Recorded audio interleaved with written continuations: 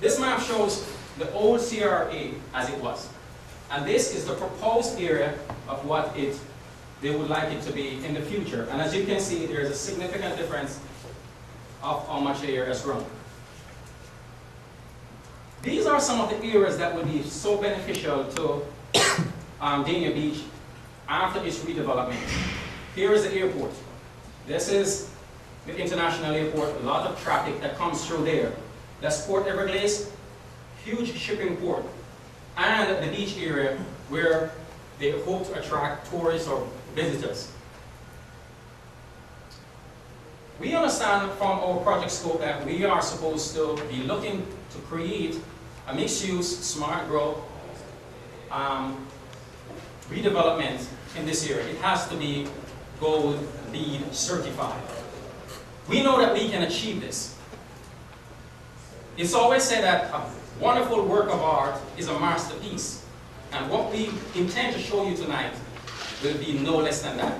I will turn it over to Joey, our project manager, and he will tell you about the program. Thanks, Mr.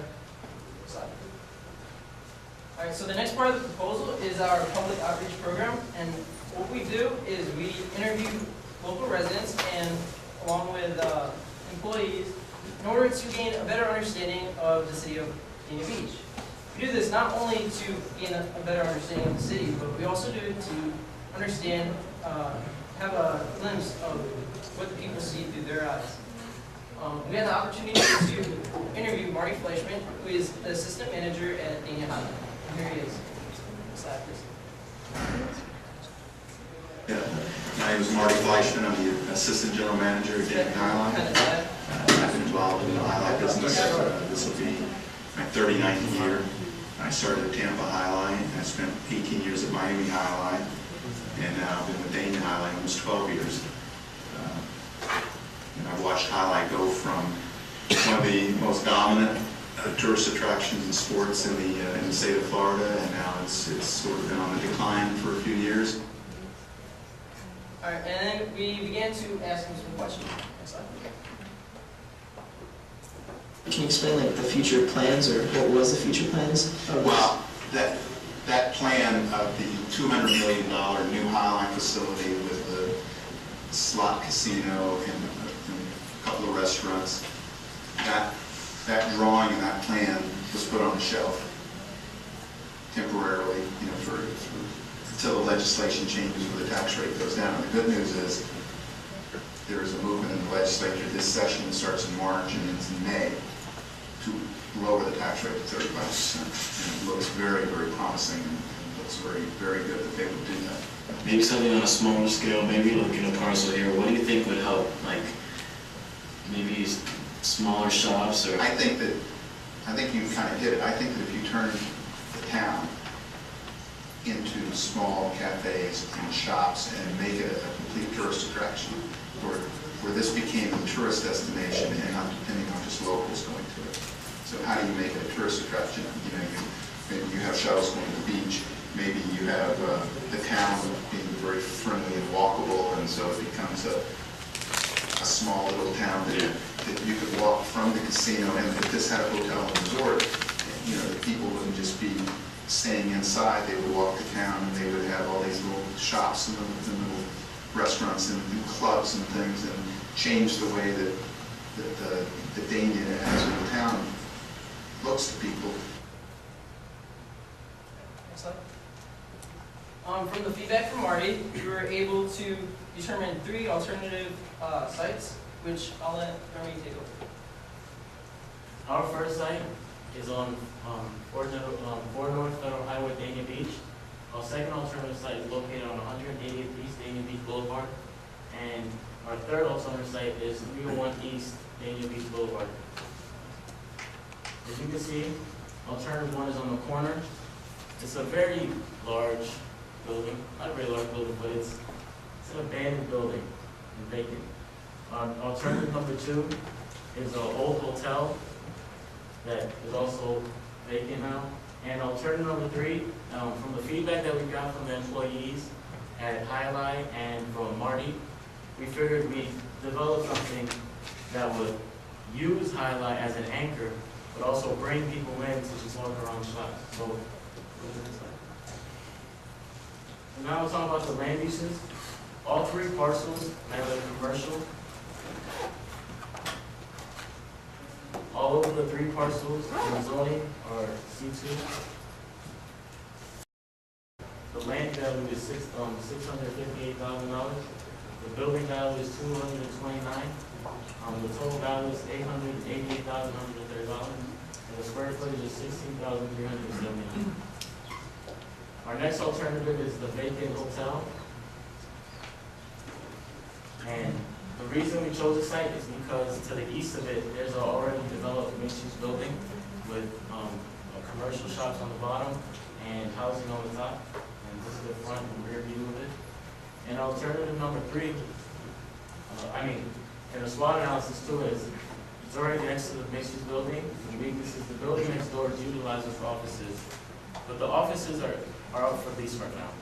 So if we implement that building, we must make sure that we promote a good use to it so they both benefit from it. And the opportunity is to have great access to US 1 and the beach, and the same case goes along for the rest of the area. This is the folder number. The owner is Dania Beach Hotel. The land value is $1,823,870. The building value is $170,000. The total value is close to $2 million, and the square footage is close to 40,000. And this is our next alternative. This is the Dania the Highlight facility, and our alternative is adjacent, the parking area. And this is the view from inside the parcel. And we are taking the liberty to develop a proposal for alternative 3 from our feedback that we got from the residents and Marty. We feel that the highlight, since it was such a popular sport back in the day, they used to get 10,000 people plus a day. That's a lot of use. That's a lot of people going in there. And now they get several hundred maybe. So we need to implement something that not only brings attraction back to Dania, but brings attraction to our development and back into the highlight facility, because we feel that would be a great anchor. So like I said, it's adjacent to the highlight facility. The highlight becomes less popular, and we use it as an anchor. Our photo, the owner is the Aragon Group. The land value is $24 million. The building value is $2 million plus, and the total value is about $27,331,700. The square footage is $1,131,000, but that is not the square footage we'll be using. We'll be calculating exactly along our future process, and here is our proposal.